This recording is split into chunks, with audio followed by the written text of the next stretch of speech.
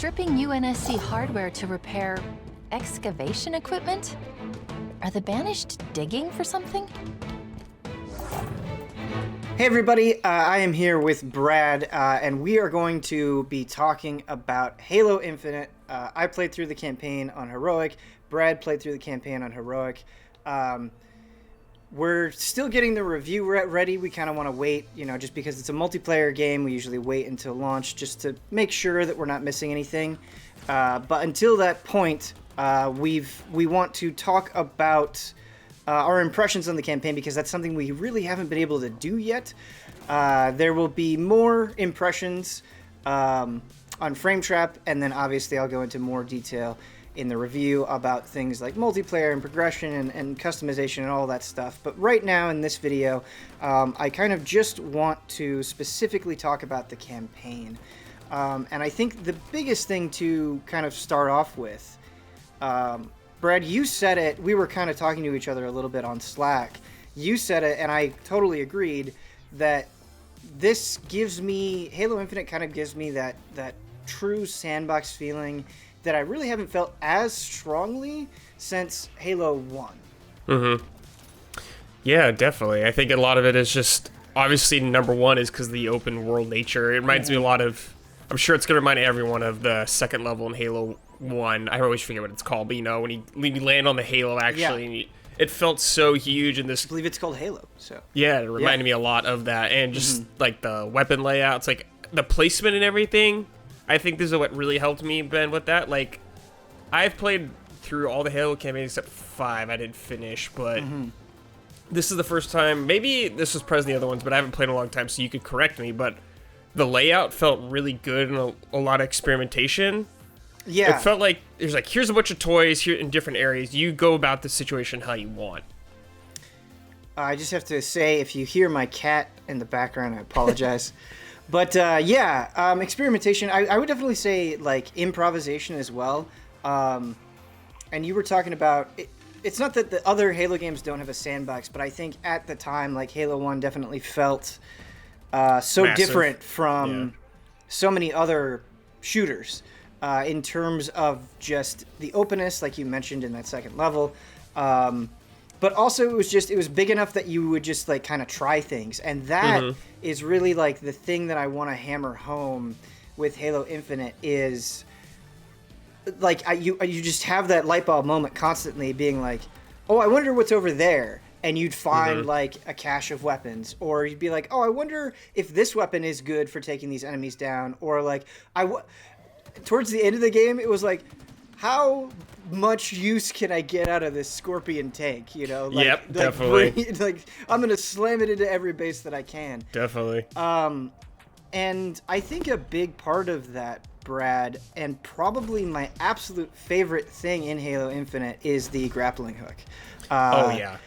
There are other pieces of equipment that you get. You've seen it all in multiplayer probably. It's the drop shield, it's the thrusters, and it's the sensor, and all of those are useful, especially when you upgrade them. But the grappling hook, in terms of like exploration and combat, I would say is just essential. Yeah, Ben, when I was playing it reminded me a lot of the same feeling I got from Breath of the Wild with the glider. I was like, well, this is essential for the series now. You better keep using this and everything because it's too good. Yeah, and you mentioned like Breath of the Wild and the glider, and something that was so fun about Breath of the Wild is you would have that like improvisational moment where like, I wonder like if I can just climb up there. I wonder if there's anything up there. And I would do that in Infinite, where it'd be like, I'm just gonna use the grappling hook to, at a 90-degree angle, scale up this giant pillar. And it would get real good with it. Yeah, one of my favorite moments is there's this point in the campaign where there's this absolute, I mean, there's a lot of giant structures, but there is a giant structure, and I was just like, I'm just gonna climb up there. And I just, spent probably 5 minutes like trying to find the perfect path to get the grappling hook all the way up to the top. And there was a skull up there, and it's like, yes, you're doing that awesome thing where I feel like my curiosity is being rewarded, and I love that. I was doing that too, Ben. I'd get those moments, and I'd be like, "Wait, I'm playing Halo right now. Right? This is crazy." And it like it feels like an extension of Halo in a way that is perfect. Like when you kind of mentioned like, oh, I'm playing Halo, it always felt like Halo to me, and I think that's because like the combat is so fun and finely tuned. Like for the most part, in the campaign at least, I definitely think like your appreciation of weapons is different in the campaign than it is in multiplayer. Because like in multiplayer, I don't use the plasma pistol ever. But in the campaign, it was useful all the time just for taking out jackal shields or getting a full charge and then all that stuff. And like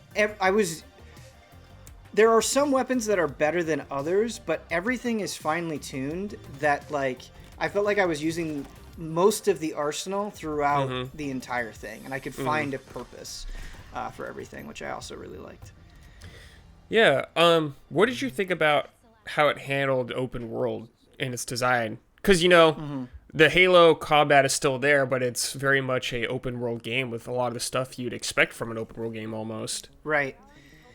So I think the open world is mostly very good, with some caveats, right? So I think, because what you end up doing a lot of is, like, there are bases that you'll go and you'll clear, and then, like, once you clear a base, you can call in vehicles and you can acquire weapons. And what I really like about the system is there's an encouragement to go and, you know, clear off as many markings on the map as possible, because as you do that, you will get this resource called Valor.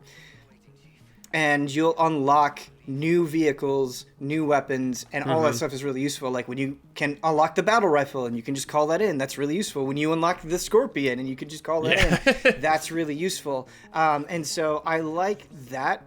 The other thing that you find is you find Spartan cores, where those will upgrade the various like pieces of equipment that you have, and it can be pretty game changing. Like particularly with the grapple hook, where you can make it so the grapple hook will stun enemies if you use it on them, and then above that you can do this super powerful melee charge, and that like really like I was like, oh man, I can take down elites and brutes no problem, like just with that alone. And so all that stuff is very good. So I think there's a strong incentive to get out there and do everything. I also am really into the lore, and so I loved going and scouring for audio logs and things like that.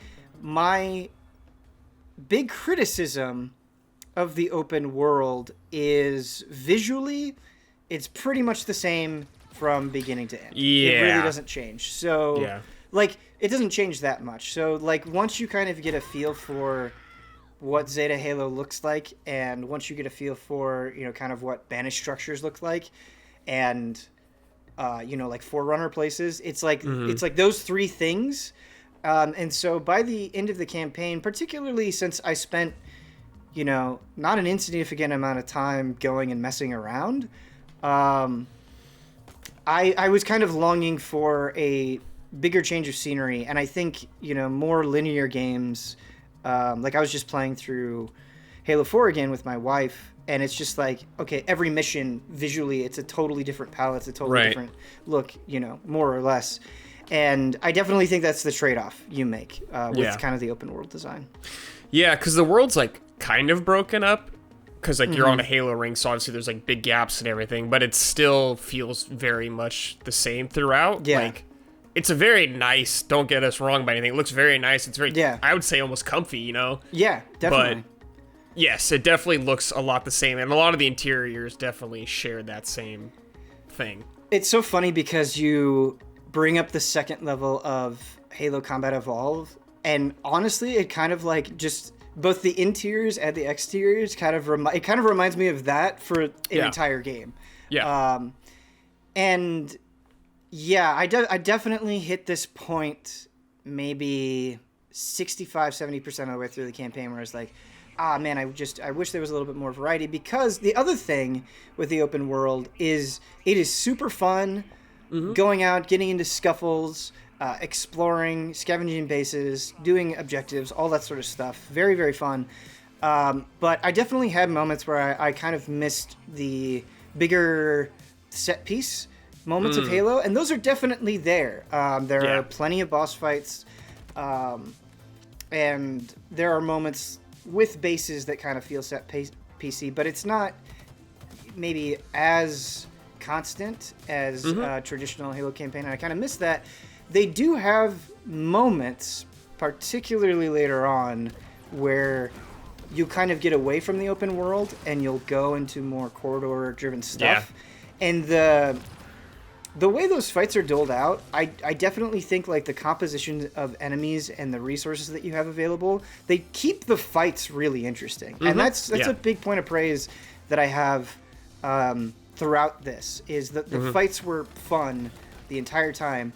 But just those more linear sections, I would say they suffered from the visual repetition problem even more, where it's like, you're like, have I been here before? Yeah, it kind of feels like you're going. There's definitely moments where you kind of feel like you're going through the same level multiple times with just different enemy configurations, and so I wish that could have been changed up a little bit. Yeah.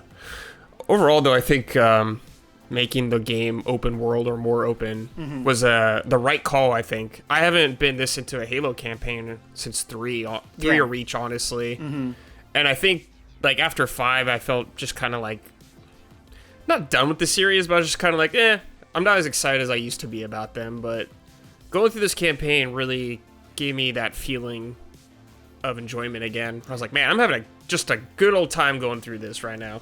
Yeah, that actually makes a good segue kind of maybe into the next part. And I think a huge problem with Halo 5 is, like, emotionally it didn't really have the center in a way that was very satisfying. Because it's like, you've got Blue Team and you've got Osiris team, and it's like, well, I don't really know a lot of these characters super in depth. I feel like you don't really get to spend a lot of meaningful time with them in the game. And then you have the stuff with Cortana, which wasn't very satisfying. And in terms of storytelling, there were things that I really liked, and there were things that I didn't like. And we're not going to get into spoilers, right? Or, super explicit spoilers here. But your relationship with the pilot, I ended up really liking, because you're also with another very Cortana-like AI known as the Weapon in this. And there's kind of two things going on. So your relationship with this pilot is cool because him and the Weapon, this new AI, are kind of constant companions throughout the whole thing.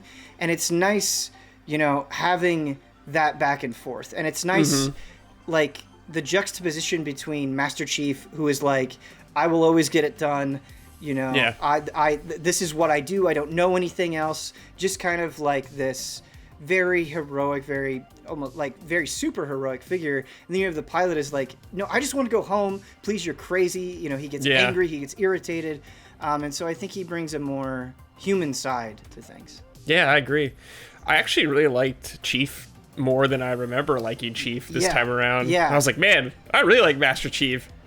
Right. He was like he is a super soldier, but he's just kind of, in a weird way, he doesn't talk at the right moments.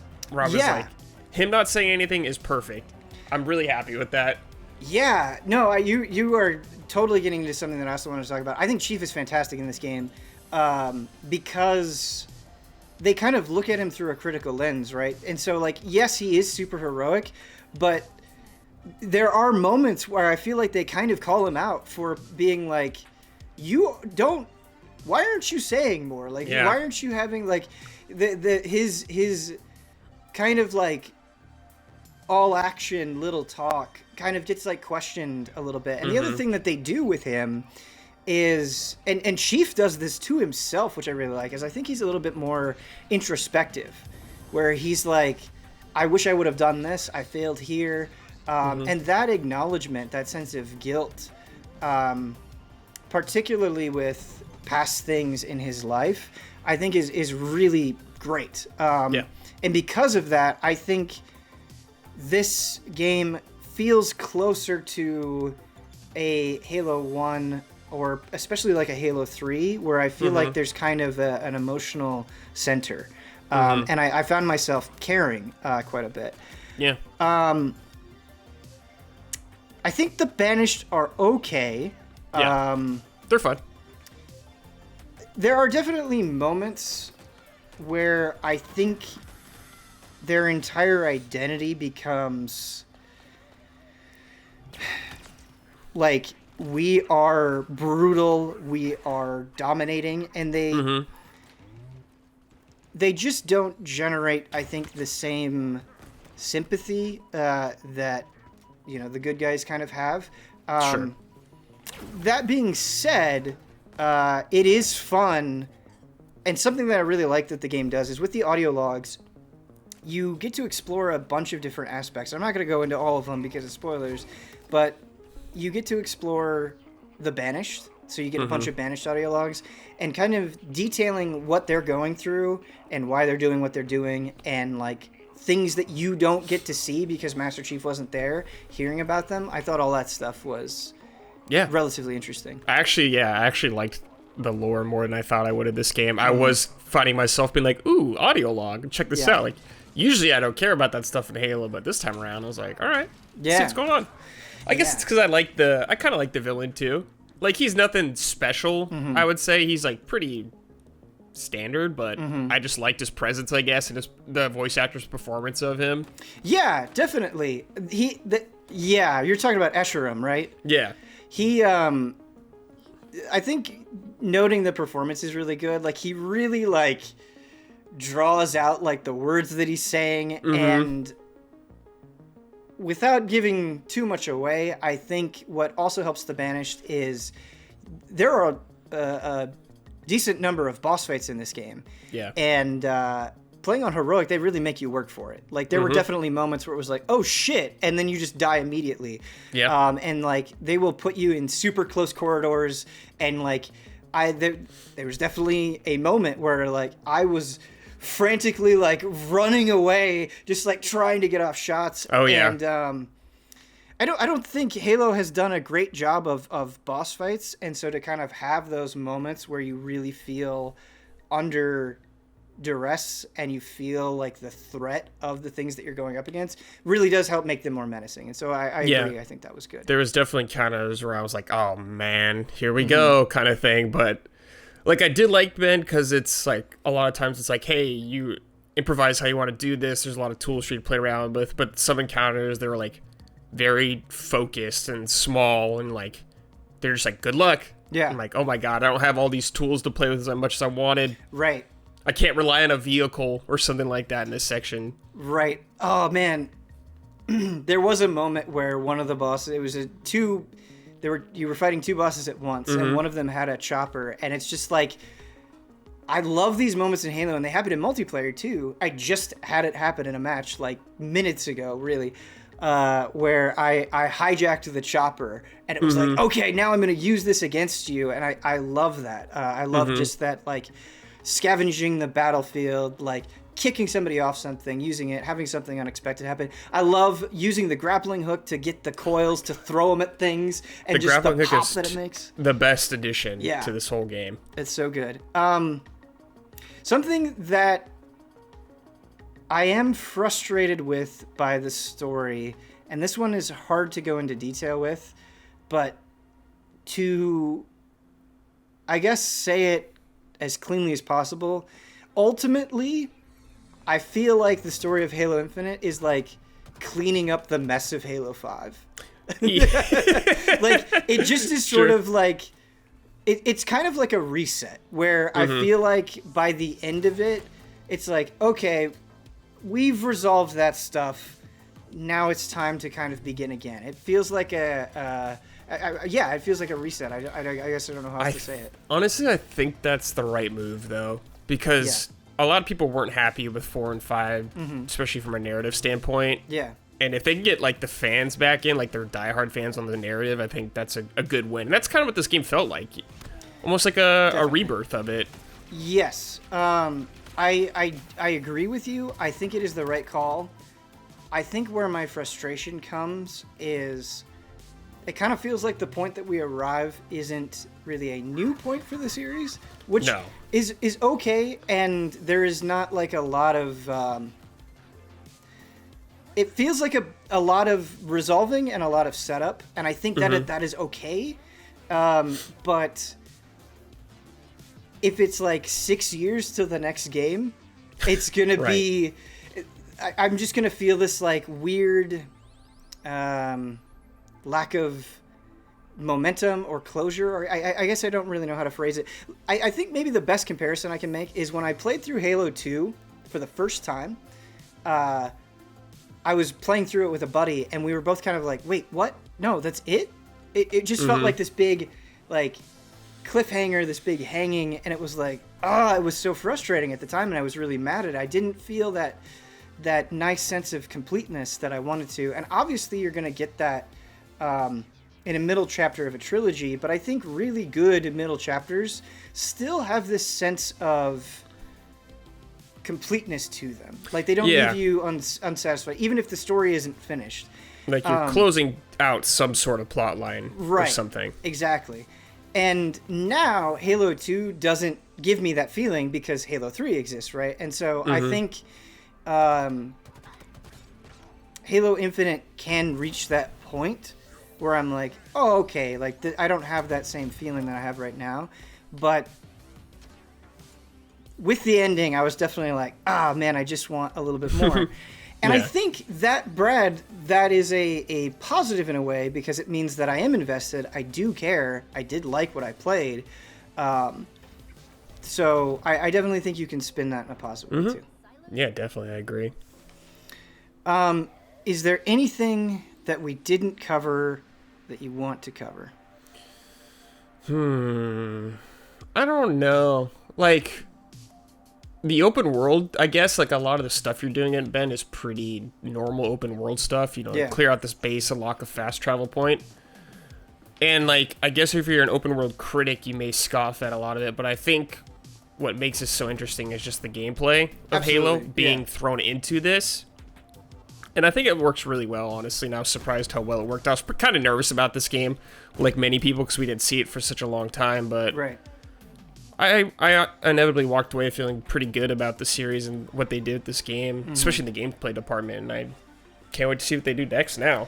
Yeah, it is, because I think when you talk about the open world, and if you were just to somehow isolate it on its own, it's like, yeah, it's definitely following a template in some ways. I do think the Valor system and the forward operating bases are kind of an interesting twist. Yeah, because, like, you don't level up traditionally as Master Chief that you might expect some other open world games, you know? Right. You're not shooting a grunt and getting XP and Master Chief's leveling up, but there is a form of progression in power, in the sense of giving you more tools to play around with, which I think is, like, the core, or one of the cores of Halo.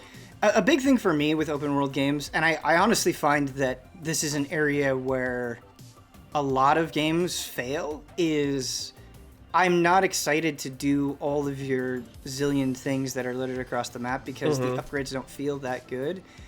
And here, I really liked a lot of the upgrades. Like, I felt motivated to get out there to get Spartan cores because I was getting things that I found useful. Because I feel like heroic on this, particularly considering the boss fights, is harder than other heroics on other Halos. I definitely felt like not all the time, right? Like, it wasn't like it wasn't like Doom Eternal Ultra Violence where it was like, okay, like every single level, you know, we're gonna be working for it. It's not quite like that, but there are definitely consistent, you know, peaks and valleys in terms of difficulty that were really satisfying. Yeah, I agree. I'm really happy we played through it on that difficulty. Yeah. I think Legendary might have been a little too much for me at the start, but... Dude, there are fights where I was like, I don't know how I could do this on Legendary. At least not solo. When's that co-op campaign coming out? Right. That's what I was thinking. Right. Yeah. Cool. Man, it's so exciting. Like, I'm so jazzed to talk about Halo. Yeah. There will be more coming. There's a frame trap on the way, and then we'll get the full review out as soon as we can. Thank you so much, Brad, for sitting down and chatting with me, and thank you so much for watching / listening.